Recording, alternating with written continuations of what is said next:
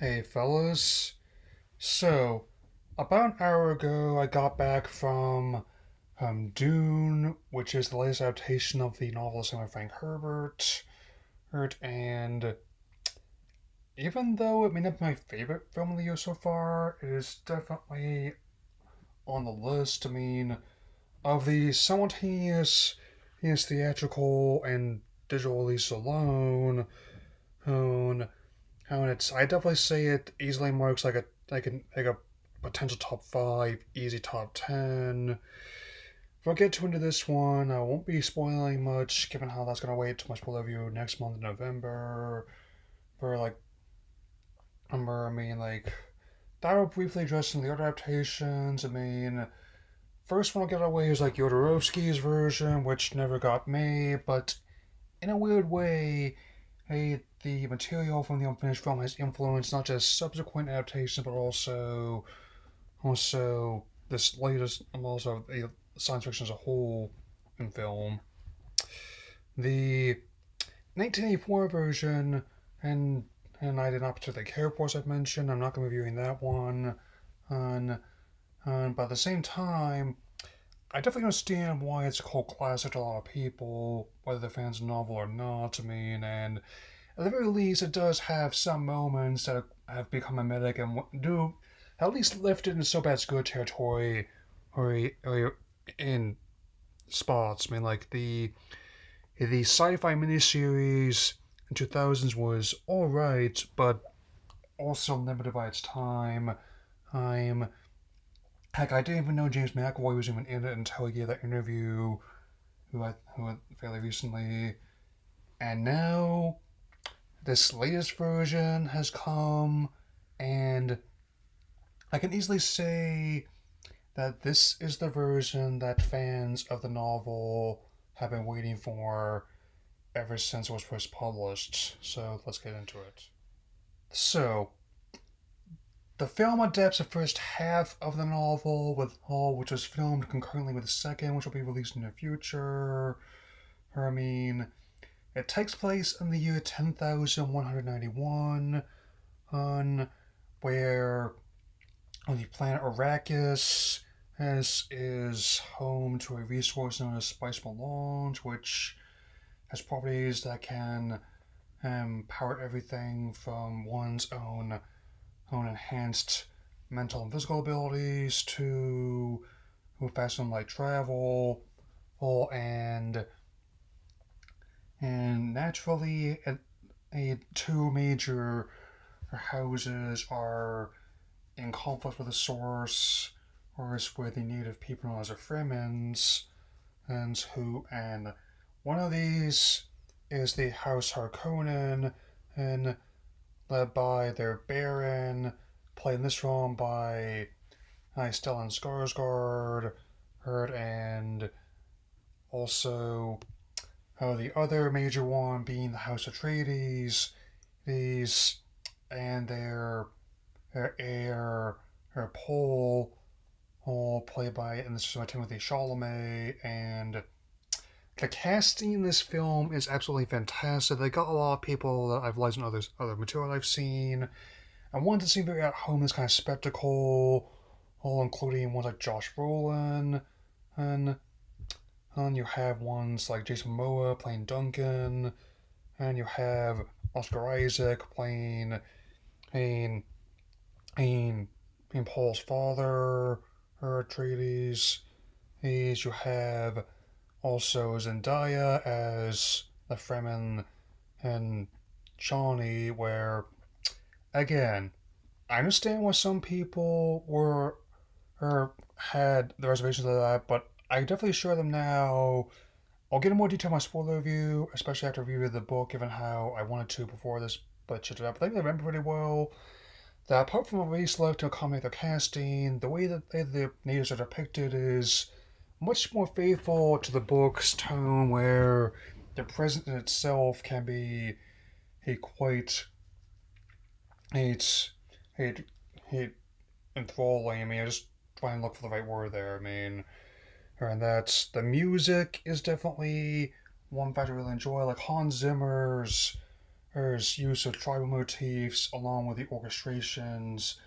Definitely, he makes great use in surround sound setup. I mean, and this first half of the story cost $165 million, and I don't know about the speed bump in the bathtub analogy if you have to watch it at home, and I don't mostly blame you, but I'll say that you definitely, whether or not you're going to be seeing it on a big screen using show off your home theater setup, you see every bit of that money on the screen in terms of what the digital effects as well as the practical works they built.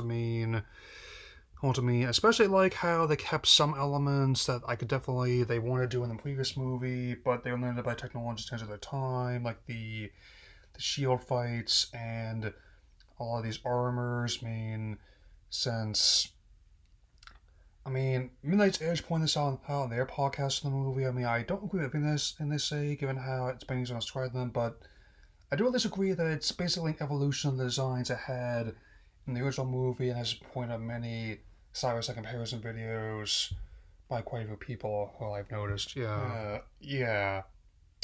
So it definitely has this kind of big epic feeling towards it. Why I even with the second half being on many films that WB is working on alongside I I had the the next Fantastic Beasts, the proposed Detective Pikachu follow up, as well as a smattering DC films that have been impacted by a couple major factors. One being pandemic, the other being in the upcoming Discovery merger that it definitely has this grandiose feel towards it. I definitely think that if you have the chance to see this theatrically, a feel free to take it because I've been waiting at least a year for this. Yes, I think there were at least like 10, 15 people in the theater when I went to go see it this afternoon.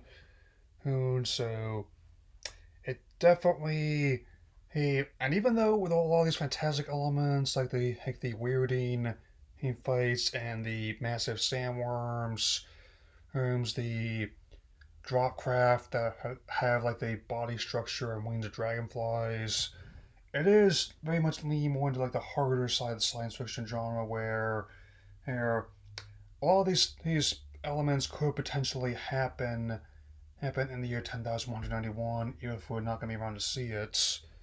You know what I mean? Since and the cast if they committed their parts, and I definitely understand why they chose people they did, and it helps at least with Shyamalan, even though he's a bit older than I believe that Paul was in the book. He's at least more believable given how young he looks than, say, McLaughlin was, who I believe was already in his 30s at the time of the original movie's production. And so. Okay, I'm not going to keep dogging on the previous one, but I will say, hey, that if you have yet to see any adaptation of Dune, this is the one on after you read the book that you want to start with. Where I would say, like I definitely can now officially confirm that you can just treat the previous one. Last time I'm going to mention it like that, like the Knights of Eight Lord of the Rings movie. Like the Peter Jackson films are also proof that the audience, after enough time has passed, will give you another shot. So it's also tracking to outperform expectations, especially given how Denny's work has definitely had variation on how it does was at the box. I was like how Arrival made its money back as the first Sicario. The Library 2049, even though it was my favorite from 2017, and I absolutely loved it. It's regrettably much like a senior underperformed, but thankfully also like a senior managed to find John into home. And that's so I'm probably not going to be seeing Rollins Gone Wrong on anytime soon. That one, it looked alright, but I can wait for VOD personally. And I'm given how I was kind of floored by them starting this movie a half hour earlier than I was expecting them to. Who I will definitely.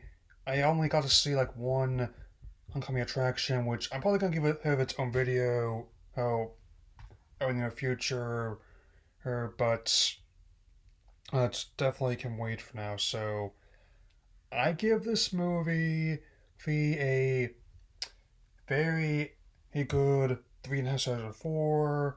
Or so for now. Gonna work on some other projects and definitely say, hey, not to fear. That fear is a mind killer. Mm.